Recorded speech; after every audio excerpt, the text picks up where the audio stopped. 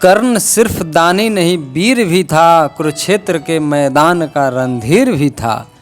इसलिए कर्ण को सिर्फ वीर नहीं, दानी नहीं, दानवीर कहा जाता है। कर्ण कुरुक्षेत्र में अचेत पर अपनी अंतिम सांसें गिन रहा था। तब भगवान श्री कृष्ण ने कर्ण से क्या मांगा? कर्ण एक महान धनुर्धर एवं कुशल योद्धा के साथ साथ एक महादानी भी था। कर्ण ने सदा से अपने जीवन में त्याग किया है। अपने पास नहीं कुछ होते हुए भी किसी से कुछ नहीं मांगा, सदा से दान करता आया, परंतु मित्रता निभाने के लिए अधर्म का साथ दिया, इसलिए कर्ण की मृत्यु हो गई। सदा से भगवान श्री कृष्ण कर्ण का सम्मान करते थे। आखिर मरते वक्त भगवान श्री कृष्ण ने कर्ण से क्या पूछा, आइए जानते हैं इस वीडियो में। युद्ध अपने अंतिम पड़ाव पर था। कर्ण का पराक्रम देखने स्वर्ग से देवता भी भेष बदलकर धरती पर आ गए थे। कर्ण का तेज अपने पिता सूर्य के भांति चमक रहा था। कर्ण का पलड़ा अर्जुन पर भारी पड़ रहा था।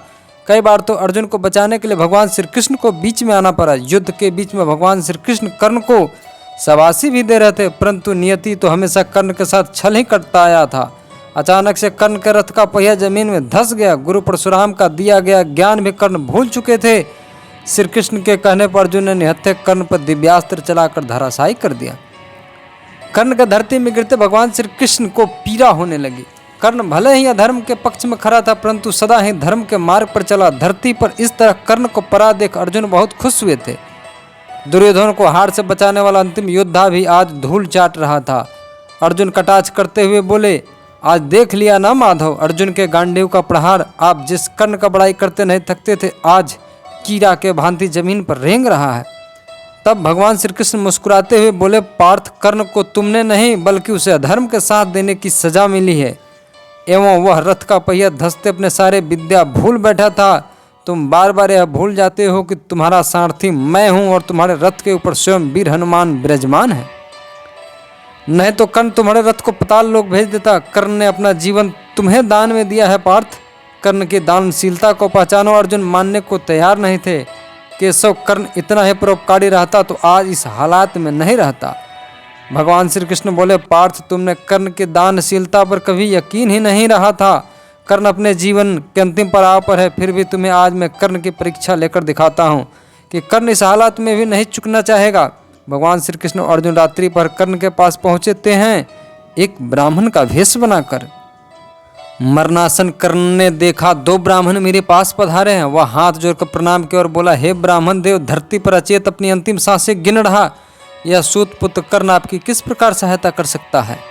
ब्राह्मण रूपी श्री कृष्ण कहते हैं, मुझे माफ करो महारथी, मैं तुम्हारे हालत से अनभिज्ञ था। अगर मैं जानता तुम इस प्रकार से धरती से उठने में असमर्थ हो तो मैं दान मांगने आता ही नहीं। तुम कोशिश करके भी मुझे संतुष्ट नहीं कर सकते हो, इसलिए खाली हाथ ही लौट जाता हूँ। कर्ण बोला, रुको ब्राह्मण देव, कर्ण ने आज तक अपने दरवाजे से किसी को खाली नहीं लौटने दिया है। आज अपने जीवन के अंतिम क्षण में मैं कैसे लौटा दूं? मैं नहीं जानता हूं कि मुझे नरक मिलेगा या स्वर्ग, परंतु आज अगर आप खाली हाथ लौट गए तो इस पाप से हमें कभी भी मुक्ति नहीं मिलेगी। कर्ण ने पास पर एक पत्थर से अपने सोने के दांत तोड़कर ब्राह्मण देव की ओर बढ़ा दिए। कर्ण की इस दानशीलता को देखकर अर्जुन की आंखें नम हो गई। ब्राह्मण रूपी भगवान श्री कृष्ण ने कर्ण से बोले, कर्ण, आपका यह दांत खून से लथपथ एवं शुद्ध है। इस प्रकार का स्वर्ण दान करना एक ब्राह्मण का अपमान है, मैं इसे ग्रहण नहीं कर सकता। इतना सुनकर कर्ण विचलित हो उठा। वह मरते वक्त भी एक ब्राह्मण को खाली हाथ नहीं भेजना चाहता था। वह रेंगते हुए पास पर धनुष बाण उठा, आसमान में चला दिया। आसमान से वर्षा होने लगी। कर्ण अपने दांत को अच्छी तरह धोकर शुद्ध करते हैं और ब्राह्मण देव को दान दे देते हैं। कर्ण की दानशीलता को देखकर श्री कृष्ण की आंखों से भी आंसू छलक पड़ते हैं। वे अर्जुन सहित अपने असली रूप में आ गए। श्री कृष्ण कर्ण को सहलाते हुए बोले, मैं जानता था तुम इस हालत में भी किसी को खाली हाथ नहीं जाने दोगे। कर्ण तुम्हारे जैसा ना दानी हुआ है ना कभी होगा। दोस्तों, हमें आशा आपको हमारा यह वीडियो बहुत पसंद आया होगा। तो देर किस बात की, प्लीज़ चैनल को सब्सक्राइब करें, बेल आइकन को दबाएं। जय श्री कृष्ण।